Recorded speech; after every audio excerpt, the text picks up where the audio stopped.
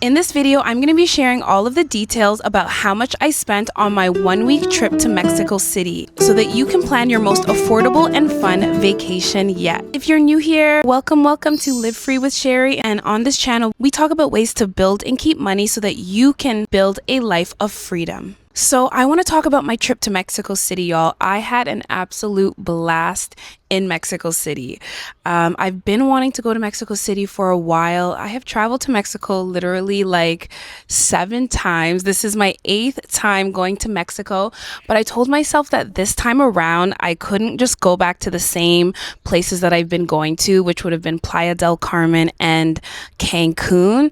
I said that I had to try something different this time, and I am so glad I did. Honestly, I get the hype about Mexico City. It has everything that you can imagine and more. It has all of the perks of a big city, amazing transportation, access to Uber. The food is top tier. The people are friendly. And the thing that I love mostly about Mexico City is the leisurely culture of Mexico City. I love that people are all out, riding their bikes, taking walks on the street. Everybody is just strolling along. It very much gives, summer in Europe, but still has that hustle and bustle of the city. It just balances all the best parts of every place, I can really say. And I loved that in Mexico City, they had a lot of green space. So despite being in a big city, they would have little pockets throughout the city where you could, walk through a little courtyard. There would be like trees lining the courtyard, a little bench, and people just taking their time, slowly walking through. Like, it was such a cute city. And I wish that I'd spent more time, to be honest. But 7 days was a good little taste for me to get a touch of what it was like, to get a little feel of what it was like. And I'm definitely going to have to go back. But yeah, for today's video, I wanted to share just how much I spent on this trip, from the flights to the accommodation, to the food, to the transportation. I'd like to preface by saying that this isn't the most affordable trip that I've been on.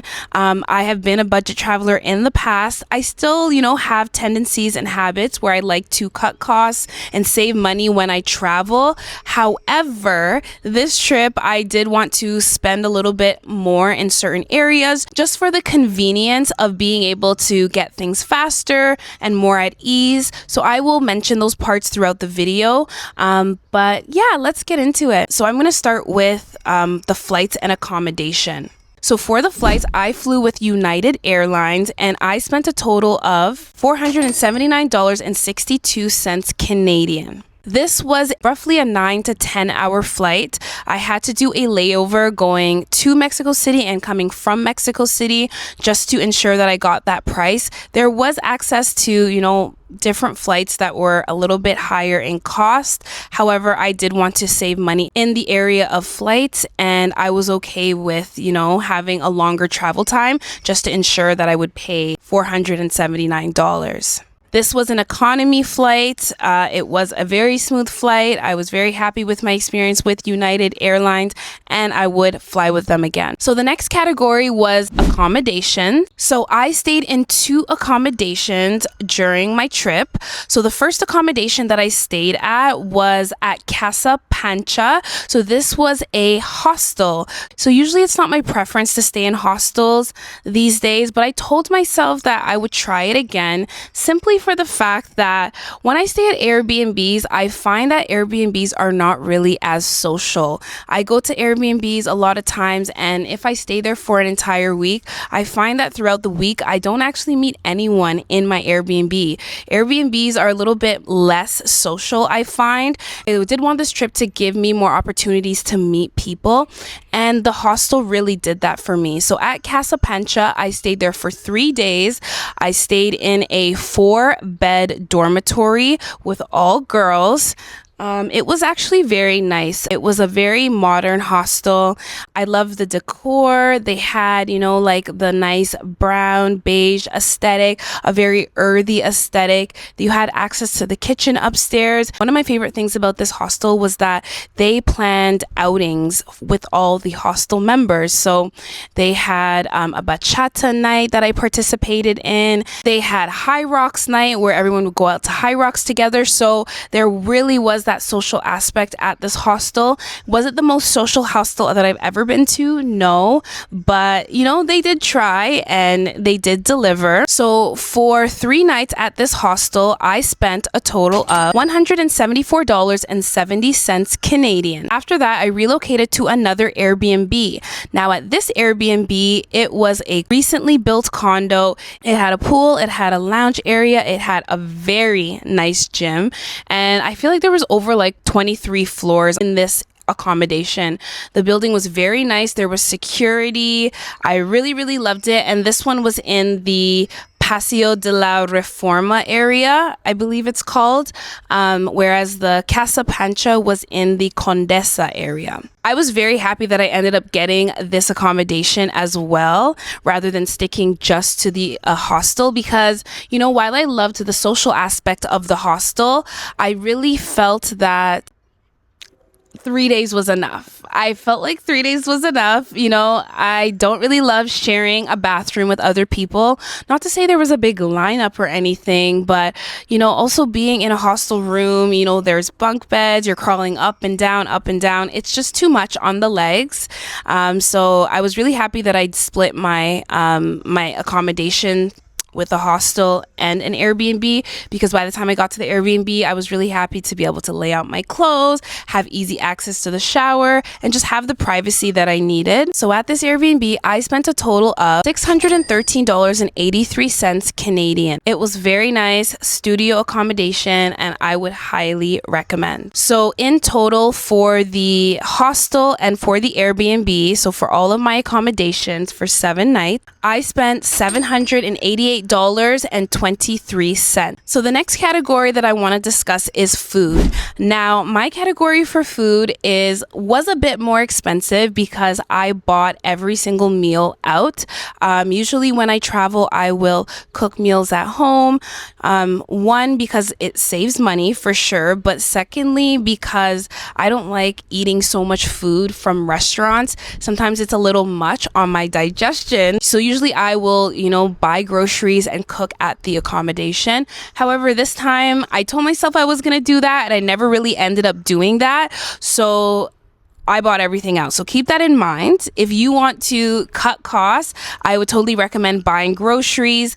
But in this case, I bought everything out. So when I bought food out, I would usually eat about 2 to 3 times per day. And the food averaged, you could get things as affordable as like $8. Like if you were getting like 3 tacos, for example, you could spend like $8-9 Canadian on 3 tacos. Or you could go to like a bougie, more upscale, elevated restaurant, and you could spend up to $80 per person for your meal. So my meals pretty much ranged anywhere between $10 for a meal up to $80 for a meal. I went out to a variety of restaurants. I had many tacos. I had a ton of tacos when I was there. The tacos were phenomenal and so affordable. But I also had Thai food while I was there. I had Greek food. I had American food, if you want to call it that. I went out to Starbucks. I had American breakfast. I really had such a diverse palette of different foods. And that's another thing that I really love about Mexico City. You can have access to every single type of food that you want while you are there. So for the food, I spent roughly 371 Canadian dollars on food. Again, I feel like I could have spent less in this category, but because I wanted the convenience to be able to buy whatever I wanted on this trip, I did exactly that. I did not cut costs around food. I went out to really nice brunches. I had tacos on the side of the road. I had every single thing that I wanted. So this was not a category that I wanted to cut back on. If you wanted to, I feel like you could spend a fraction of this. You could definitely cut this cost in half if you were willing to do things like cooking at home or just buying food from local street vendors and things like that. So the next category that I wanted to discuss is tours and activities. So as for tours and activities, I did a variety of different activities ranging from just $10 up to $200+. So the most expensive things that I did was a hot air balloon ride over the pyramids. And I also did Rutas de Tolotenango, I think it's called. Don't mind me and my pronunciation, but I did the beautiful thermal pools that overlook a beautiful landscape, and those were the most expensive tours for me, ranging from about $170 to about $280 Canadian. But in addition to that, I went to a comedy night, I went out clubbing to 2 different clubs, I went to a museum, I went to a bachata class, which I loved. I really enjoyed learning bachata, even though it was hard. And I did a free walking tour, which at the end, I ended up tipping her as well. So for all of those different tours and activities, I spent $488.87. Again, for this category, you can definitely cut costs. Like if you choose not to go to the hot air balloons or to the thermal pools, you can definitely cut costs that way, because I believe there's a significant markup on those tours simply because of the transportation. But let's say you do want to go to those tours, there are ways to even make those tours more affordable. Like if you're going to the balloon rides, you can take an Uber instead of taking the shared transportation, because that is where they really mark up the cost, because the actual entrance fee to get into those 2 places, into the balloon ride and into the thermal pools, the actual entry to get into these places are very affordable. I don't know how it ended up costing $200 plus to go to these places when the entry is like under $30, but there are ways around it to make it more affordable if you are responsible for your own transportation. And the final category I would classify as miscellaneous / travel extras. So what I included in here was my baggage that I paid for to go to Mexico City and to come back. I also bought data while I was there. I had to top that up about 2 times while I was there. This would also include my in-flight internet, so I got Wi-Fi on one of my flights to Mexico City. This would also include water, candy, juices, any like little runs that I made when I went to 7-Eleven during my trip. So all of this came up to roughly $195.68 Canadian. The final category that I wanted to discuss on this trip would be transportation. So for transportation, I took Ubers almost exclusively, with the exception of one time when I used public transport. I used the train once, but using the train literally costed nothing. It was like 6 pesos to get on the train. So I'm not really going to even count it. So for Ubers, I took about 14 Ubers during my trip, and they were really convenient and very accessible. I was able to get them all throughout the night, with the exception of taking an Uber from the Mexico City airport to my accommodation on my first day was an absolute nightmare, but maybe I'll talk about that on another video.